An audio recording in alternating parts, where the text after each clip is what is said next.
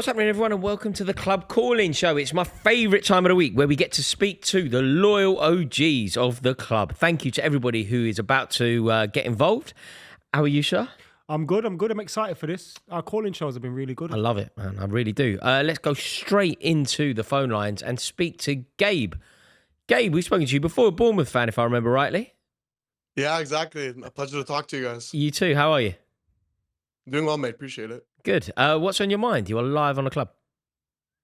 All right, so this is a bit of a hot take, I know, because also there's been similar debates I've seen online of club versus country. But my take is that international football as a whole is better than club football. That's like my take. Hey.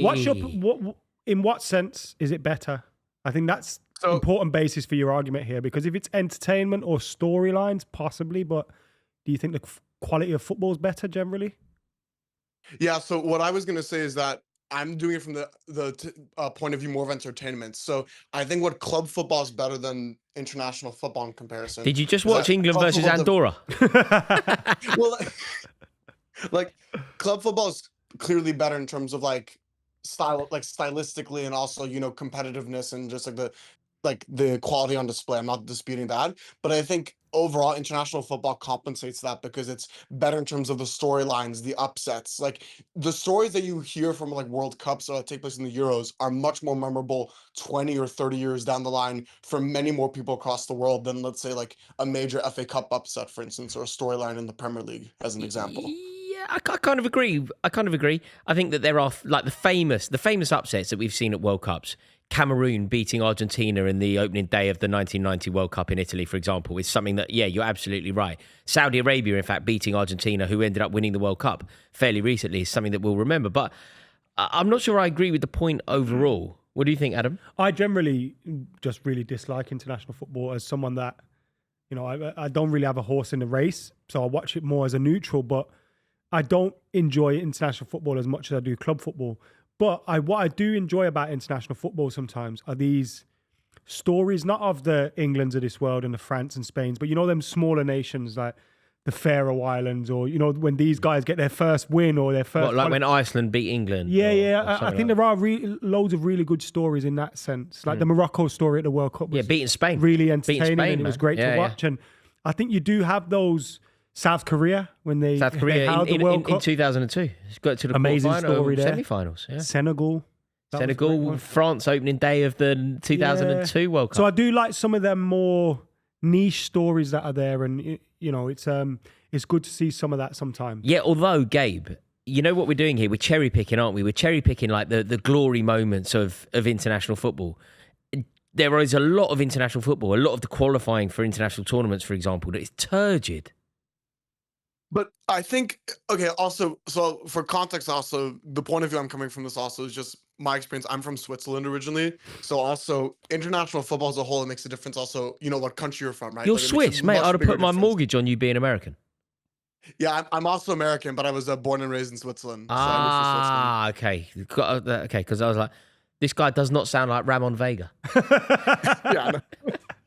That's like not like Dennis Zakaria when he like exactly moved to Chelsea exactly. I see. No, so sorry, mate. Sorry to interrupt. You're basing it more on what? Sorry.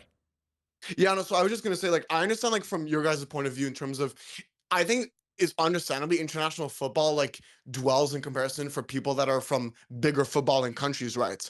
But even for me, like for qualifying, right, in Switzerland, like we've had a really good record, for instance, of qualifying for the past, I think it's like 5 World Cups in a row. And like every one of those, even though it's like been consecutive for so long, I cherish every moment, right? And I think I understand what you mean, like some of the qualifying can be turgid, like the England-Andorra result is an example, right, which was a horror to watch.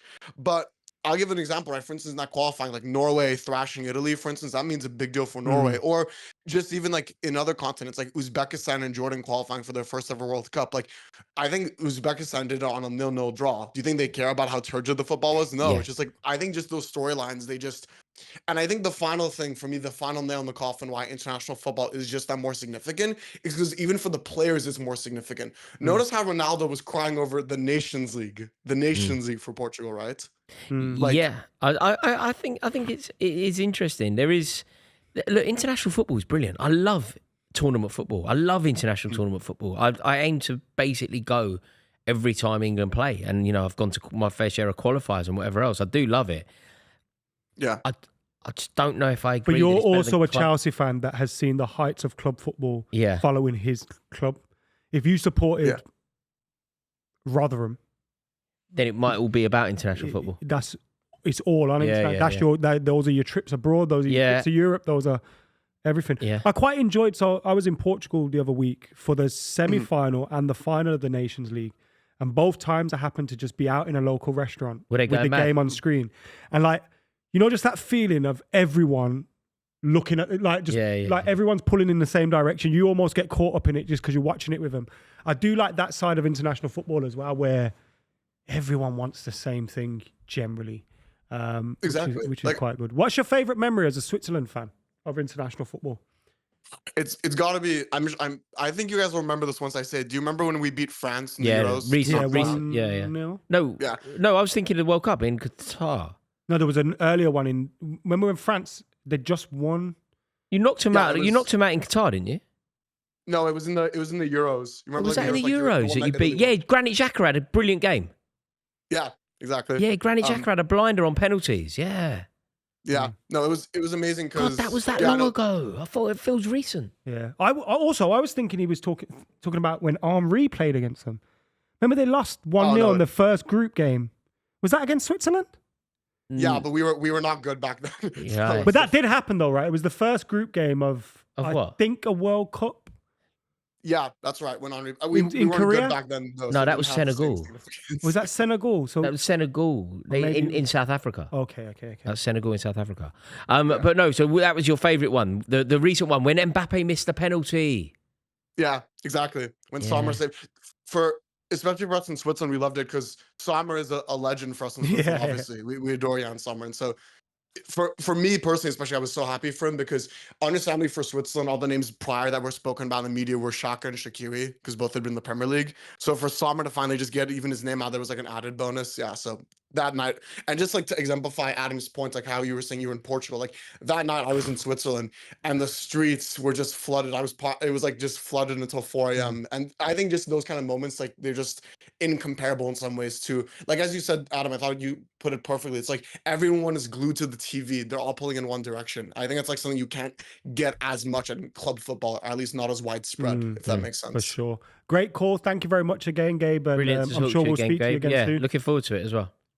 Appreciate it. Thank you, guys. He is right, though, because remember, like, when England got to the final? Yeah. England felt better as a country, didn't it? Yeah, no, absolutely. Mate, I think you can definitely change the mood of a nation around like international tournaments. Yeah. Like I think like Euro 96, like the beginning of something. Hey, Euro 96 was part of the reason that New Labour had such a resounding victory. People were saying that the reason why Rishi Sunak called that election was because he thought if England had a good tournament, it could have an impact on his chances of winning. Call the early election, hope that England win. Yeah. Next up, we've got Ansh, who I believe is a Man United fan. Ansh, can you hear us? Hello, guys. Can you hear me? We can hear you. How are you? Good. How are you guys? Very well, Ange. Very well. You're a Manchester United fan? Yes, I am. All doom and gloom?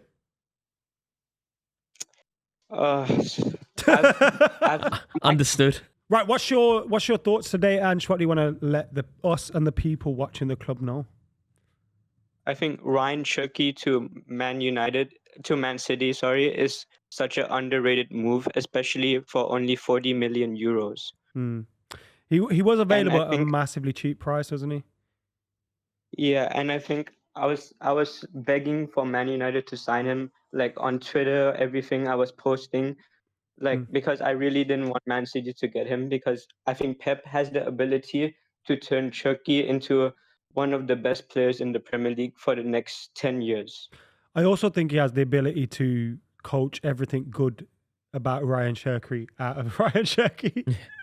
See, in a similar sense to what we've seen with Jack Grealish, where he might become a more successful player in terms of team honours and stuff like that, but he might not be as good to watch anymore once he goes through that Pep Guardiola machine.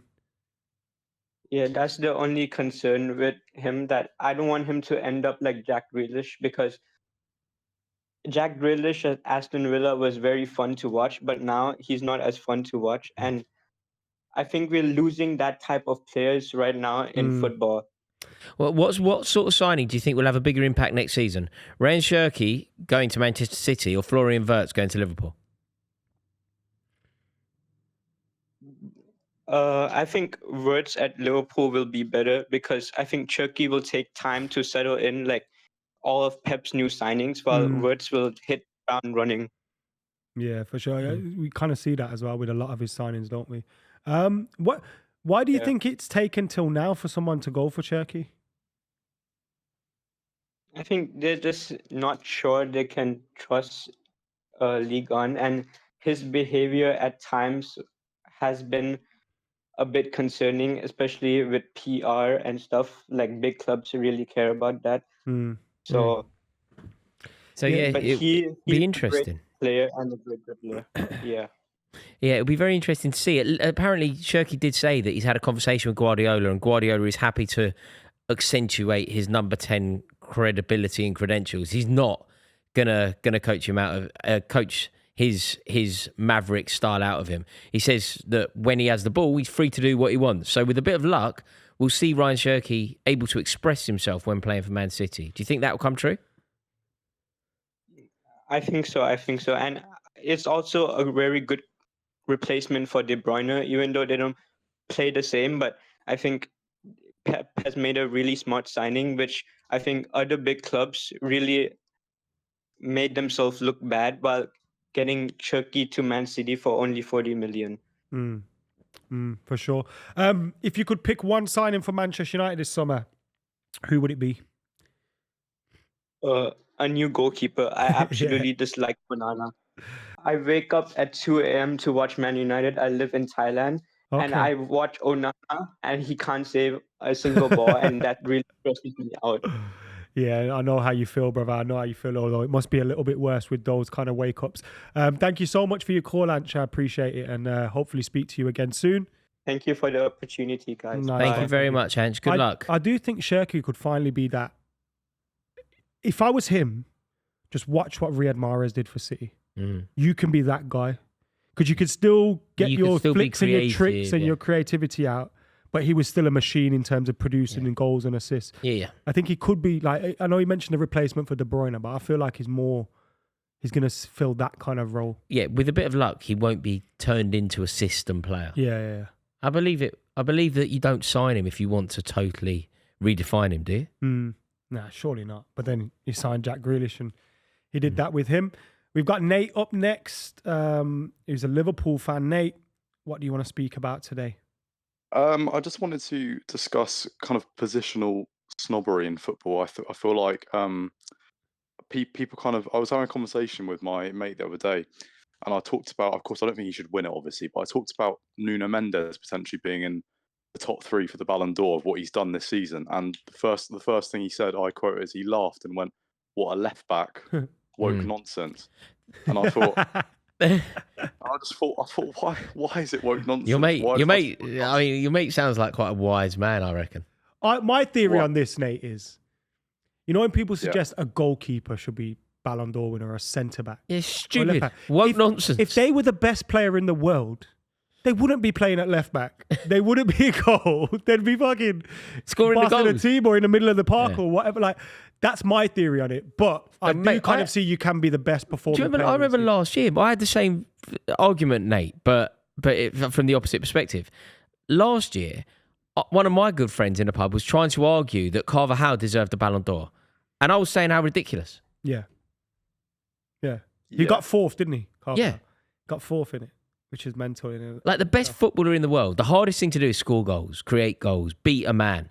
Not stop talented footballers scoring. Like that's not the difficult bit. Stopping talented people scoring is a skill in itself, but it's not the best footballer in the world skill. Is that fair?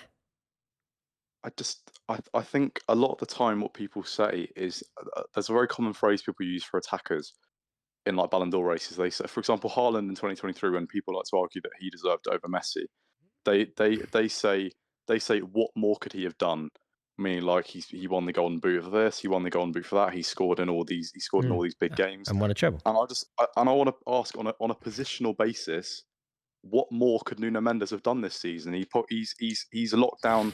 He's locked down the 3 best right wingers in the world. It's unbelievable. Well, he could have scored. He could have scored a winner in a. He could have what more he could have done. He could have.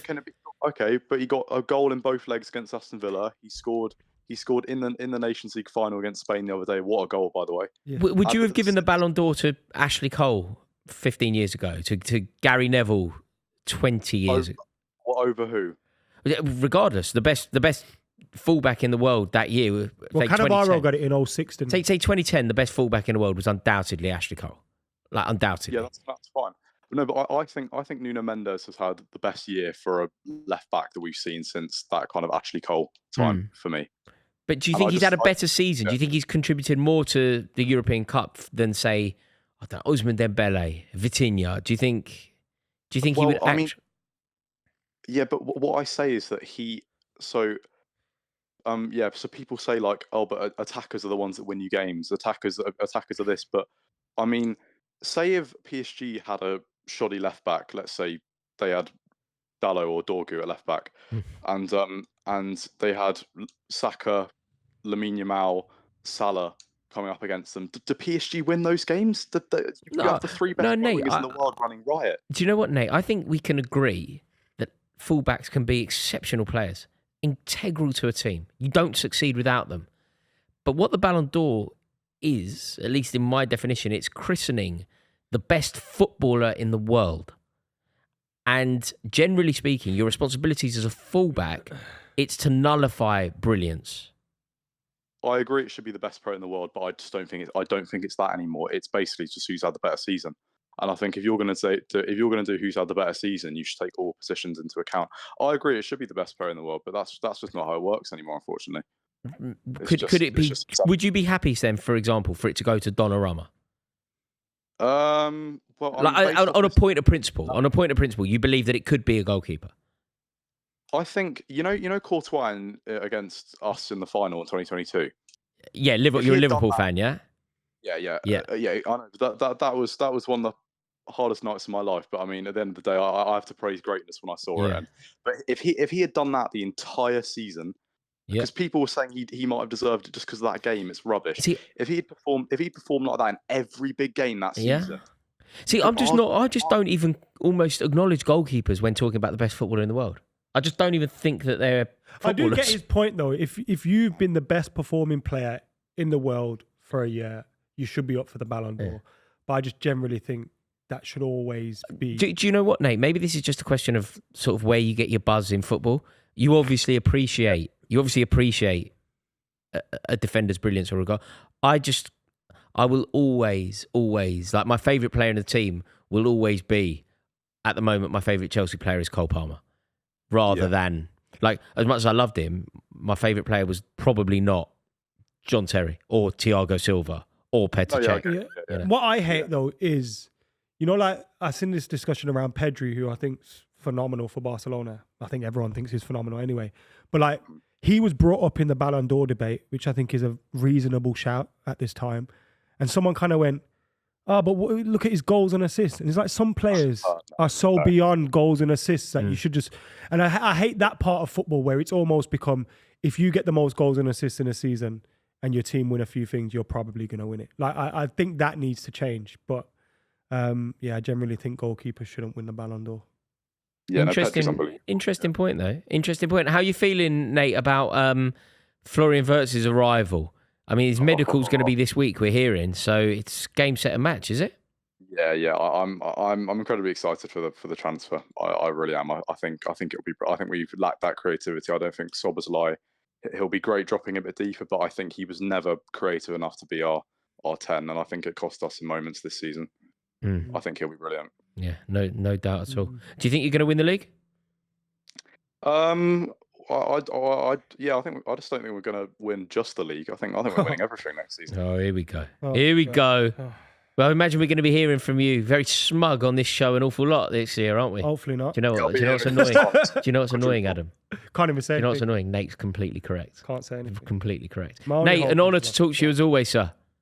Thank you so much. Thank Lovely you to for speak to you, finding the lads. time. Nice Really one, mate. appreciate it. You know what I find weird with the Florian Wirtz thing?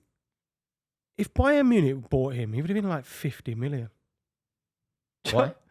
Like, if Bayern Munich went and bought him off Bayer Leverkusen, like 60 million. Do you think? And then a Premier League comes in and it's 120 million. It's because of the What has he bidding done to war, though, justify isn't it? 120 It's million? because of the bidding war. Man City were involved. Bayern were involved. It's mad that he didn't go to Bayern when you think 120 German. million. it's a lot. It's a lot of money, but he's a very good player. He's a very good player. I just don't And know. he's a kid. Has he done enough to justify that price tag? I mean, he's been a brilliant player for 5 years, and he's 22. When you sign a player of that age as well, you're signing a player who is both a player for today, Yeah, I listened to you. and a player for over there. Tudo, isn't it? You're No, signing. I thought you were really good. Like I told Rory this earlier. I listened to him, and I've been questioning that one. Like, not that I think he's a fantastic player, but just where the hell has this price tag come from? Like, I think he's that about immediately everyone. in the top 10 transfers of all Yeah. time, and like, has he done enough? And have you seen to that list of justify top it? 10? Have you seen it? It's a bad list, isn't it? Almost nobody succeeded. Nobody. Almost nobody. Like Romelu Lukaku to Chelsea's on it. Obviously, No, I didn't work, don't think that's signing it anymore. isn't it? Well, Romelu Lukaku to Man United is. No, there's no Man United aren't on the list anymore. Top 10 transfers ever. It must have. It It's must like have evolved. Neymar, Dembele. Oh, Premier League then. Yeah, in the yeah. Premier League, if you look at the Premier League top 10, Romelu Lukaku to Man United is in it. Romelu Yeah. Lukaku to Chelsea is in it. Basically, every single one Yeah, of the bad. top 10 didn't work. I'm on about the top 10 biggest European. transfer fees ever. Jack Grealish is in it as well. Right. There's a few like that. Yeah. It's amazing. It really is. United aren't. Let's go back to the phone lines now. We're going to speak to Hanif, the Arsenal fan. How are you, Hanif? You're not going to like this, Adam. I've seen the notes, Hanif. I'm handing over the reins of the show to you. Over to you, Hanif. I think Mateus Cunha will be a Manchester United player. Cut this guy's phone off, man. What are we No, doing? I agree. For the purposes of this conversation, at least. Tell him, Hanif. Hanif, if he would have signed for Arsenal, you would not be saying this. No, I wouldn't be saying this. He's a quality player, but he won't be good at Man United. yeah. No, that's a good logic. If that's a theory, he's probably right. There are lots of good players that have signed for Man United that it hasn't worked. Yeah, no, I mean, it's probably right if that's the theory. Why, Hanif? Tell me why. Right. Cunha is a good counter-attacking player, right? Right now, United are really, really slow. He's going to be isolated up front. He's not going to have enough support with him. He's going to make a run in behind. No one's going to be with him. No one's going to be there to support him. And the counter-attack will dissolve. Nothing will be made of it. I think you're probably right. I mean, these are a lot of possibilities. If Manchester United don't fix up in every area of the park, kind of sound like David Moyes. Remember David Moyes said we need to get better at defending, midfield, passing. and attacking. We need to be better at passing, If we can't scoring. just sign strikers and think, right, he's going to change it for us. He's going to score goals. He'll do what he did there. We need to get the structure right of the team. And on that basis, you're correct. I mean, me and Rory, we did a video earlier about Manchester United and what we need to look at and where we need to sign. And the midfield's a big area of, it needs improvement massively. And until you improve that, you won't get the best out of the likes of Cunha and co. But I do think he'll suit the system of Ruben Amorim. I do think he'll suit those, being one of those 2 10s either side of the striker. But we do need to get other positions right as well. So in that aspect, Hanif's right, but he is on a wind-up and he's just got he didn't sign for Arsenal. Yeah. What would you reckon about Arsenal next season, Hanif? Oh, will be amazing. It's just, it's a matter of time. We'll win the league. Do you know what, Hanif? I've agreed with that sentiment for a long time. I felt like Arsenal were going to get it right. I felt like Arsenal were going to win the league. I think I've predicted Arsenal to win the league for 3 consecutive years. Not this year. You know that old adage that people say, if they don't win it this year, they're not going to win it. That's not always true. But for this particular Arsenal team, I genuinely feel like you've missed the boat. Nah, I feel like if our young players were much older and they were aging players, then I could agree with you, Rory. But most of the lads on this team are still really young and still developing as players. I think we still got a lot of time still to win the league. Sesko or Gyökeres, what are you hoping for? Or Darwin Núñez, which is the correct answer to this question. Oh, God help me. Bro, I think Gyökeres is going to be a flop, Gyökeres. No, I think Gyökeres, because if you look at Arsenal as a team, right? Arsenal make a lot of amazing chances. The only problem is you don't put the ball in the back of the net. That is what Gyökeres is for. That's the thing that he'll do for Arsenal. We need someone established. Sesko would take too much time to establish. Do you think his goals will translate in the Premier League? 100%. See, With the that's where service I'm a bit Arsenal has- unsure about Gyökeres. Like, it just something feels wrong Arsenal about this. has Arsenal have too much service for him to not That's a good do point. well. Odegaard, Saka, Martinelli, Rice, even Marino, and we have plenty of players who can provide the service. We need someone to just put the ball in the back of the net. He's getting messy, this Gyökeres one, though. Have you seen all the talk between him Yeah. and Sporting and his agents? And Well, he's talking about gentleman's agreement. Yeah, How on earth alarm has nobody bells learned start from Harry ringing. Kane? Yeah. alarm bells need to start ringing, and you need to get out of there. I don't want United to chase Gyökeres. Do you not like the idea that he's got the pre-existing relationship with Ruben Amorim? Yeah, like Anthony. Yeah, that's true. That's true. Well, Hanif, how do you feel about Mikel Arteta overall? If he doesn't get it right this year, is he gone? I don't think he's gone, but he definitely needs to win something. He's floating on thin ice now. Flopping this many seasons. So in a this row. year, but you're confident it's coming, no doubt. It's in the I'm bag. confident. I think it is. Hanif, I feel like Hanif, will you do us a favour? Go on. We're going to be doing this show, the call-in, throughout the season. Right, from now, we're doing it every week. We'll be doing it through the season. Don't be a coward. You know how you've come on here now before a giving ball's it the been kicked? big un. Yeah, you're full of yourself, right? Yeah. We're doing this, we're doing that. This geezer's going to flop that's not on my club. This geezer's going to shine who's coming to my club. Don't be a coward in December when you're languishing in 8th. Jeez. You call in when you're, because we can't call you. You got to call in when you're languishing in 8th. I'll find him on I'll be Discord. here. I'll ring Find him. this guy. I'll ring your phone up find on this Discord. guy. I'll be here. Mate, you can't I'll run be from here. us. We'll have an episode like that. You know, middle of next season. What, where we track we them start down, tracking their Discords down and phoning them. That's how we play need their to clip do to them. it. Yeah. Hanif, always a joy to speak to you, mate. Yeah, you too, or you too as well, Adam. I would say it's a pleasure, Hanif, but you're talking rubbish. See you Last later, bro. season, 7 goals, get a red card before he even scores a goal. I'm telling you. Oh, God. You're probably right. So get off the line. All right, have a good one. Pleasure, Good luck, bro. mate. Ta-da. Right, we're going to go back to the phone lines now, and we are going to talk to Josh. Josh, sir, how are you? I'm good, man. How are you doing? Very well, very well. Where are you calling from, Josh? I'm calling from Seattle, over in the U.S. Oh, are you? Baby, I Like- hear like the blues Frasier, are Frasier, talking, Nirvana, tossed salads Space and Needle. scrambled Yeah. eggs. Love that. Exactly. I exactly. love that. They love a goth over that way. They love a goth. They're all skaters and goths and rain. Skaters and goths have never been so far apart. They're in all culture. part of the same culture. They're man. not. They're not part of the same, Same culture. culture. Skaters not. and goths. Long Skaters hair. are- Men no, with no. long hair. Tony Hawk's a goth. And the geezer at Nirvana, Kurt Cobain. Anyway. What's on your mind, Josh? Yeah, I wanted to open up a conversation about Nicholas Jackson. I think he's been a little overhated, and I think he's actually been real quality at Chelsea. You were right and then you were wrong. Has he been overhated? Does he get slightly too harsh a press? Possibly. You then used the word exceptional quality, I believe. I said quality. I didn't say All exceptional right. quality. But I mean, anything beginning with Q here is problematic. Like, I can support it though, Rory. You wanna hear some facts? I'd love to. Oh, he's Okay. gone all Rafa Benitez. Yeah, he's got facts. So I don't think anyone's talking about a real turn in the season for Chelsea, which was match week 16 against Everton. We were going into that game joint top scorers with Tottenham, and if we would have won that game, we would have leapfrogged Liverpool. They had a game in hand, so it doesn't mean too much, but regardless, top scorers, we were in the title challenge. But going into that match, that was the press conference. Maresca stated that we were we were not in a title challenge, which I think some people would argue got into the mentality of the players.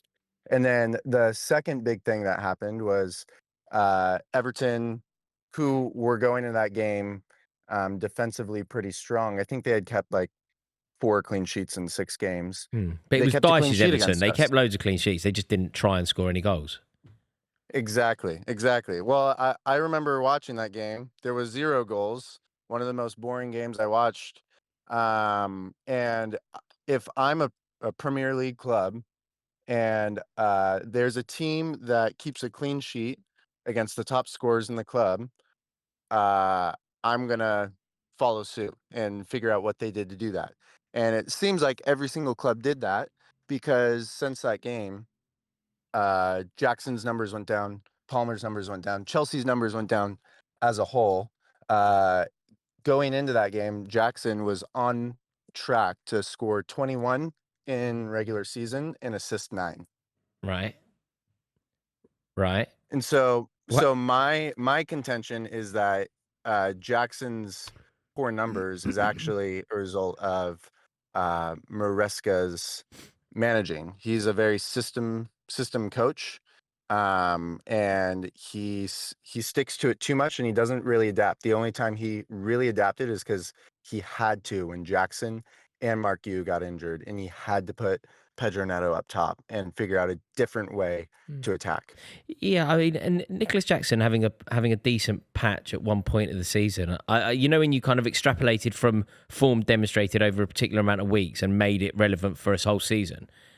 I mean, that isn't how football works. That is almost definitely not how it's going to go.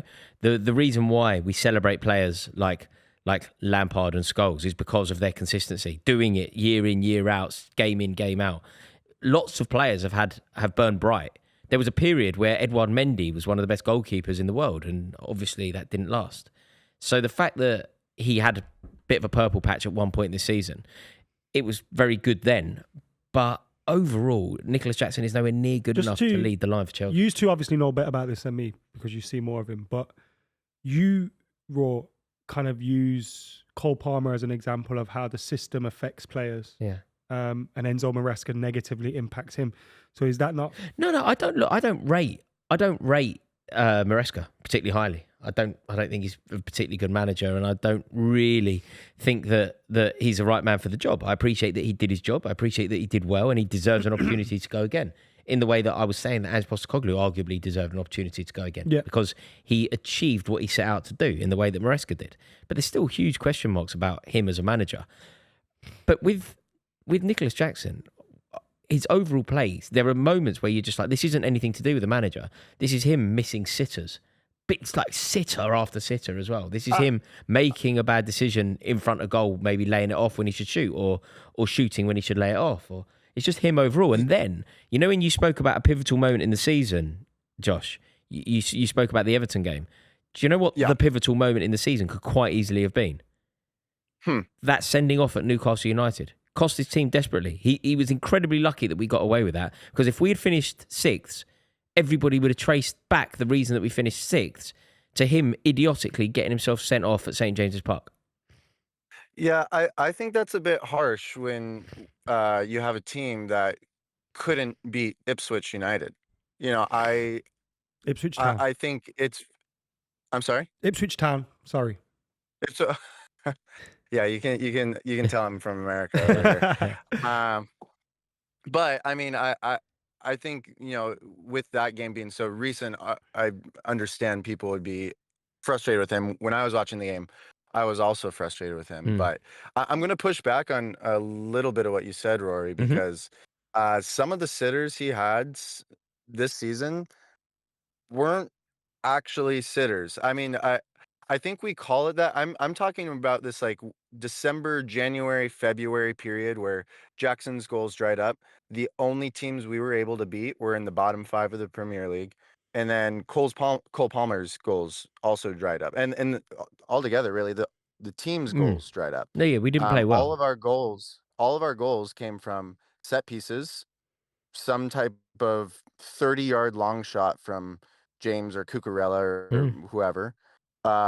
Or it was some easy little tap in, for instance, the Man City goal that Uzbekistan defender just handed to us. Yeah. The reason we call the big chances missed for Jackson was because they were the only chances in those games. If I went back and watched some of those. But what's wrong with highlights, it being the only chance? If you create 1 or 2 chances a game and they fall to your centre forward, centre forward puts them away. You win the game. That's his job, right? Sure, but I think there's something to be said about the type of chance it is. Like if it's he has a shot from 20 yards out, or he's 2v1 with defenders, that's a different chance than But all the chances that Darwin Nunez even has Josh, had. even if you defend him, even if you do think that he's all right, even you must concede that he's not anywhere near ruthless enough. Uh, Or you think I'm getting the impression agree here that he's you not think there his yet. finishing is actually on a requisite level. You're happy with the level of finishing that he displays? Kind of, yeah. And maybe if Rory, if you're willing, at some point, go watch it's on YouTube. You can watch all of Liam Delap's goals in the Premier League, and you can watch all of Jackson's goals in the Premier League. And Right. Jackson's goals look far better than the ones Liam put in. Liam Delap was playing for a relegated Ipswich team. Yeah. Do you And? think? So Do it's you think obviously Jackson's the gonna metric is skewed. You're scoring goals for a team that went down. Right, but I'm saying the chances and the type of goals Jackson was putting in, Right. like But Delap's goals weren't anything But exceptional. Cole Palmer setting you up is very different to Amari Hutchinson setting you up. Sure, that's fair. Yeah, It's very different. Like a lot of Liam Delap's goals, I would say he created for himself. It was him powering through, him creating the opportunity. yeah, that's also fair. I think some of the things Jackson did though, like I Do you I think can't Nicholas remember what Jackson club scores it 12 was. goals for Ipswich in the way that Liam Delap did? That's a good question. I actually don't know. That's actually a great question. Yeah. I think he is someone that does benefit from the players around him. Mm. But when maybe you can agree with this, Rory, but when Jackson is at his best, like when he has a good game, he is fun to watch, and he fits in with the players around him. Yeah, I don't think he's a bad player. You know, at the beginning of this, when you said that you think he gets slightly too harsh a press, Yeah. I agreed. I agreed with you. I think he does. But I would also push back massively on any suggestion that he's actually good enough to lead the line for Chelsea. By the way, I love the Liam Delap signing, but I don't think he can be the guy yet. I think it's very early to ask Liam Delap to be the guy. I think what we need is a clinical, proven, ruthless goal scorer, and one that is ready to do it today. I think Liam Delap may well become that. I have question marks as to whether Nicholas Jackson ever will be that. But I agree that neither should be the option. This year, if things go well, we're going to go to the Nou Camp in the semi-final of the Champions League. If Nicholas Jackson's leading the line or Liam Delap, I think we're in big trouble. Yeah, so my one contention there is that Liverpool got a Premier League title this year without a ruthless striker. I know they have a Mohamed Salah, but we have a Cole Palmer who's maybe not at the level that Salah is at. I mean, that can be debated, but as far as numbers go, I think some of us Chelsea fans can see that Cole Palmer can be one of those guys to put up a lot of numbers with a lot of the wingers that we have at the club, Madueke, Estavio, Willian coming in, even Pedro Neto. I mean, I don't particularly rate Pedro Neto that much. I think we have enough quality between a lot of our offensive players that we don't necessarily need a Drogba at the club. But having a striker that can put in 20 plus goals is promising, which is why I think his numbers at the beginning of the season were so Do you know what, promising. Josh? We're going to find out. Because I've got a feeling we won't be signing anyone else. Liam Delap will be going head-to-head with Nicholas Jackson for the Chelsea striker berth. And I'd say within 6 weeks of the season starting, we're going to know very quickly who Chelsea's main centre-forward is. So what you'll have to do, you'll have to call back the start of the season.